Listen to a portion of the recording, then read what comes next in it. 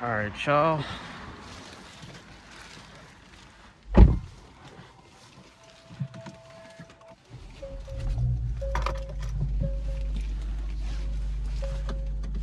So one thing this car has that I wish mine had is right there, a boost gauge. My car does not have that at all, so definitely wish I had that. Other than that, it's a pretty familiar experience in here. The seats are a little bit different. They've got this Alcantara, which is a little bit wider of a portion, and it's blacked out, so pretty nice. But again, everything else in here feels very, very familiar.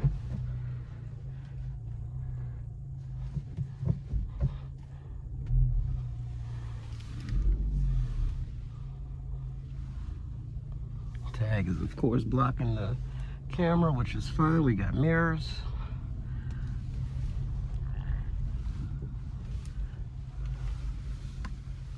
The steering definitely feels a lot sharper already, and I mean really it feels just tighter, and I'm sure that'll get even more evident in Sport Plus mode.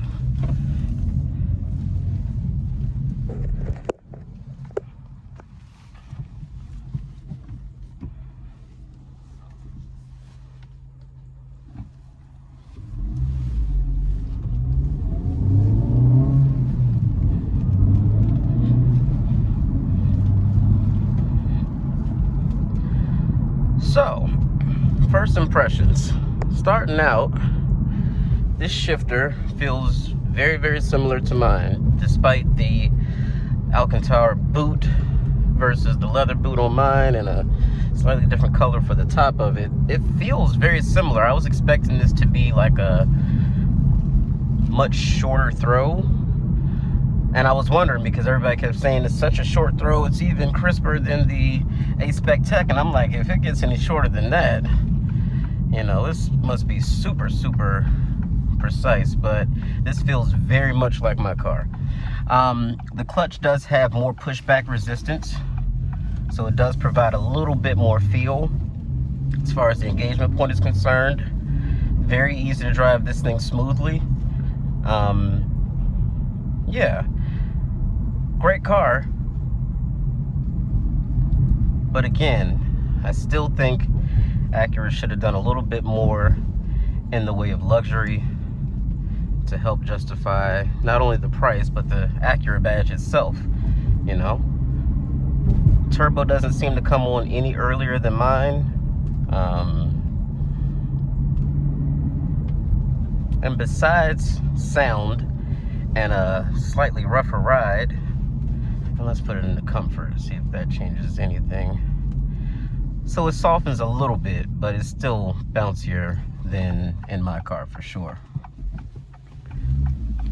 And there is no normal mode. You either got comfort, sport, or sport plus. So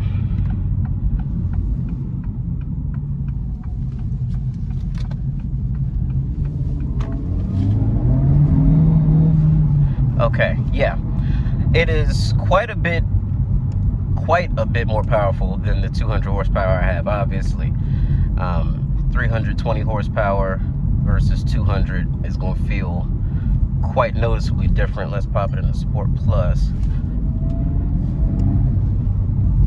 And it definitely has turbo lag, so I will not be a reviewer that lies to you about that. Almost every turbo has turbo lag of some kind, just it's in its nature, the inherent nature of it having to be spooled up first. But it's not bad, and the rev matching on this car happens a little bit faster than it happens in my car too.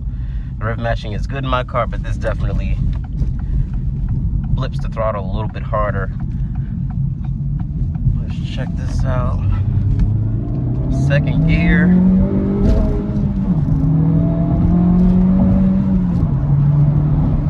And I'm not gonna redline it, obviously, because it's a brand new car, but even without hitting redline, this thing is plenty potent.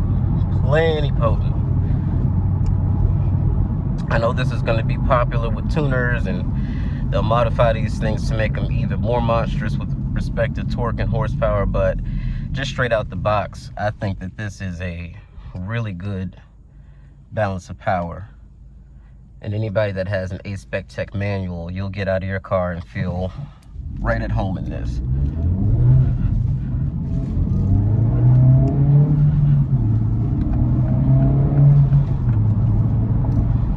Yeah. And it's got a different sound. I don't know if I necessarily like it or dislike it. Just something to get used to. I really have come to like that tone and sort of burble personality that the 1.5 has.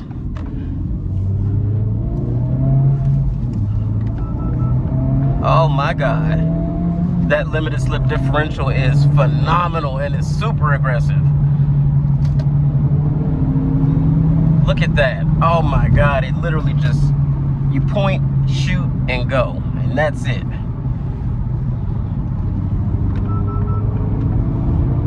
Getting out onto the highway, effortless. Absolutely effortless.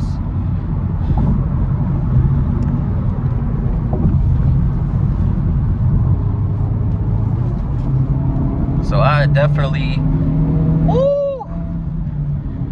This thing is quick. It is quick, it's sharp, the handling is, I mean, I thought my car was on rails. This thing outhandles my car. Not by a, you know, some outrageous margin, but it definitely is a sharper turning, sharper braking. Everything is just sharper with this vehicle.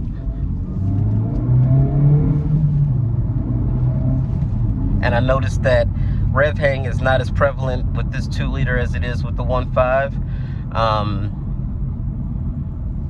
And like I said, it's just super easy to just throw it into a gear and keep it moving. Oh man. So yes, this is a great car. It's a phenomenal car. I do, however, maintain my position on the fact that it's missing some features.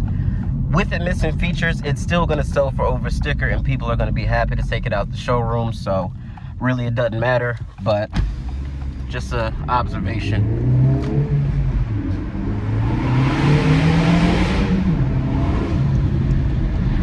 Yeah. This thing's got plenty of potential in the sound department if you decide that you want to do exhaust or anything like that. But wow, when that turbo spools up, it sounds very aggressive. You can just hear the air just being sucked in. This thing is amazing. Yeah, I like it. Definitely like it, but again, I hope at some point they add the rest of the features that it's supposed to have, that it should have, and I think it's already a winner. Let's not mistake what I'm saying here. This car is phenomenal. Always has been since the idea of it came about. I already knew that it was going to be a phenomenal car. So never once did I say that this was a bad car. I just think it's under featured. It just doesn't have enough content feature wise. But again, the way that it drives, most people are not going to care about those features. You're not going to be looking up at the sunroof while you're going through the gears. You're not going to be, you know, looking for a memory. Well, you might be looking for a memory seat. Oh, it's got a gear indicator too. That's nice. I wish I had that in my car. Assholes. But anyway, guys, this thing is great. I can see it being a great daily driver. And from an owner of the 1.5, you can definitely feel the difference with respect to the clutch and how firm it is, as well as the amount of just sheer power and torque that this thing has. You can really tell. Not as impressed with the shifter as I thought I would be, because it feels very similar to what I have now. So it's not any, I don't feel like the distance between each gear is any shorter or longer in my car, but somebody might tell me in the comments that I'm wrong, but I can't tell. So that was the one thing that I was really looking forward to seeing, was the transmission difference. But again, doesn't feel like there's much of a difference there. I do love this steering wheel. This perforated leather is really nice to hold, feels good in your hands. Nice Type-S logo. Everything is good, but No sunroof, no memory seats. It's just missing a couple things.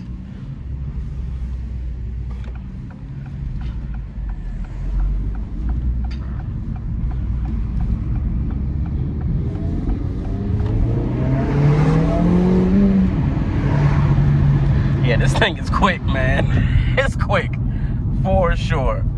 And it's manageably quick. There's no torque steer, there's no inconsistent power delivery because of that limited slip diff that it has and uses so well and so aggressively. Great driving car. This is something that you would take to the track and have a great time. But the question becomes, if you wanted a track car from the Honda Acura brand, wouldn't you just buy the CTR? So that's kind of where this kind of gets a little gray for a few people. But I love it. I'm not buying one, but I love it. Love how it drives now that I've driven it. Definitely loving how it drives. So got that heat extractor up here for when you're done. Dissipate some of that extra heat. Let's pop the hood while we're here. Take a look at that. See what she's cooking up under here.